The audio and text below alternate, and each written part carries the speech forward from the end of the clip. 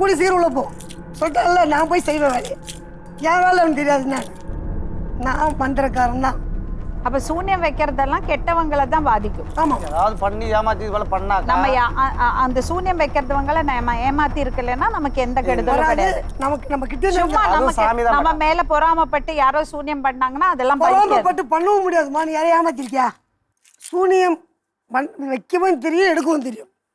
அனாவசியமா யாருக்கும் வைக்க மாட்டேன், எடுத்து திருப்பி விட்டுருவேன். இப்போ இவர் பண்ணியிருக்காருன்னா உனக்கு உடம்பு சரியில்லாமல் வரீங்க, டாக்டர்கிட்ட போனேன், 10 லட்சம் செலவு பண்ண முடியலன்றீங்க.